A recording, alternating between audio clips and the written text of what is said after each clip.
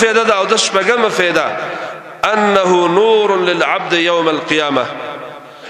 او داس پر سړی د پاره د قیامت پر ورځ د نور ذریعہ د رڼا ذریعہ صحیح بخاری کې حدیث د ابو هريره وای سمعت خليلي ما د خپل دوست نو اوریدل محمد صلی الله علیه وسلم یقول چې هغه فرمایل تبلغ الحلیه من المؤمنین حيث يبلغ الوضوء مسلمان ته بکالیه چولې کېږي دا دنیا کې دا بنگړي منګړي چې دا خزیا چې دلته وس سړی به بنگړي نه چې سړو د بار بنگړي ناروا دي سره به سړی نه استعمالي دا په اتفاق د علماو باندې سړو د بار سره استعمالول ناروا دي او سپین زر او دغه انګوټه د سړی د پاره روا ده د قیامت پر ورځ بدسي چې الله به سړو ته سرو زرو بنگړي وراچي او د سرو زرو امیلونه به سړی ته الله رب العالمین وراچي هغه چاته باچي چې کم سړی او د سونه کړی دي کم زې پور چې دا او داسو برسېدل دي هغه زې پور به الله ستاسو د مټ د بنگړو نه ډکې دا ډېر بهترین عمل له پیغمبر وای تبلغ الحلیه من المؤمنین رسیږي بغه کالی د مؤمنانو حيث يبلغ الوضوء کم زته چې دا او داسو برسېدل هغه زته بستا کالی رسیږي دام دا او داس پیدا درونو چې الله بسرو سپین هغه کالی د جنت چې کم کالی دي داغه چې کم جواهرات او لالونه او مشکڼې دي اول د سرو سپین چې کم مزیدار سيزونه الله تیار کړی دي دا به الله ستاسو مټو ته ورواچي په دې غاړه کې به الله رب العالمین ورواچي د خوند لپاره حکم زیته چې دا وداسو برسېدل هغه زې پورې بدل سيزونه چولې کیږي وسړي ټوله زمانه مونږ نه کړه د یو بدبخت مسلمان بکې ده او هغه د مونږ لپاره سره او داس کړه نه هغه به د خبرو محروم پاتې کیږي د دې رڼا نه سره محروم پاتې کیږي الله رب العالمین دې موږ محروم نه کی او د دې فضیلت نه محروم پاتې کیږي د کالونه چې خلکو د بکالیه چولې کیږي او تا دنیا کې مونږ نه کړه چې مونږ نه کړه او داس دې هم نه کړه ذکر د منظر لپاره او دسي نو ته چې دنیا کې ټول عمر بل مازه پاتې شوی نو د دې خیر نه محروم پاتې کیږي ورونو اخیرنی فائدہ دا او داسه هغه د حدیث کې راغلی چې په او داسه سره الله رب العالمین دا سړی دا چټکی چې کم غوټه ورکړي شیطان د شپې د سره هغه پرانستل کېږي صحیح حدیث کې راغلی ابو هريره رضی الله عنه فرمایي صحیح بخاری کې دا حدیث ده يعقد الشیطان على قافیه راس احدکم شیطان د سړی په سټ کې درې غوټي ورکړي درې غوټي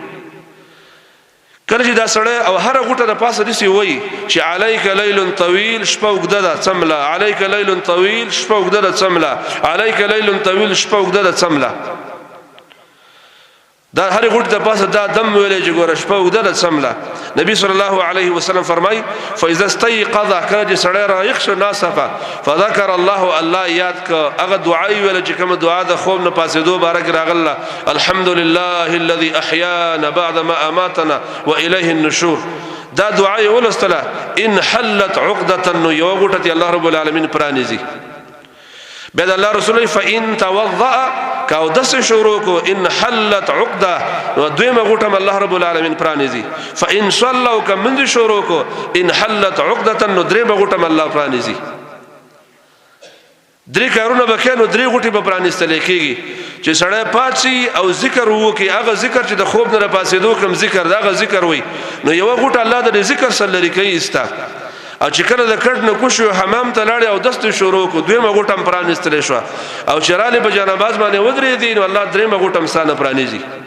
نو دې حدیث کې دا فائدہ ده او دس راغله چې دا او دس پیدا ده چې الله رب العالمین د سټونو چې کومي غټي دي چې شیطان دا غټي ورکړي او تا د سحر د جمع نه دی غافل کوي سحر د منځر نه دی غافل کوي شپې د تهجد او د قیام الليل نه دی غافل کوي او تا د سحر د وو بجو برود کوي او دا غټو باندې دم ولید علیک لیل طویل شپه وګده سمله نو الله رب العالمین د دې غټو نه سړی خلاصي چې کوم سړی دا او داسه اهتمام کوي الله د دې غټو نه سړی خلاصي دا تقریبا وی اته فواید دي دا د اودس متعلق علماء لیکل چې په اوداسه کې دومره فواید دي نورم ډیر شي فواید دي چې سره د حدیثو کتابونو ته رجوع وکي او لیکل ځان نتی کوي نو ډیر فواید د اوداسه شته ځکه اوداسه هغه عمل له چې هر کتاب کې کتاب الوضو ده هر کتاب د حدیثو کې کتاب الوضو ده او هغه کې د هر حدیث سره ځان له جمع کوي نو ډیر فواید سره را جمع کول شي خدا معمولی خطبه چې کوم د ټولو خبرو تحمل نشي کوله نو موږ مختصر یو اته ادب دم دا اوداسه لپاره ویل او په آدابو کې دا اوداسه پیدیم ویلې آینده جمعه کې ان شاء الله تعالی دا او دغه شرعي احکام کیفیت الوضو د الله د نبی صلی الله علیه وسلم او د څنګه او په د شروع کې د الله نبی کم اذکار کول او په کومه طریقه باغ او دس کاو ان شاء الله دا او دس تفصیل د الله رب العالمین په توفیق او د الله په اذن کې زندگی باقی و ان شاء الله انده جمعه کې بیانو وبالله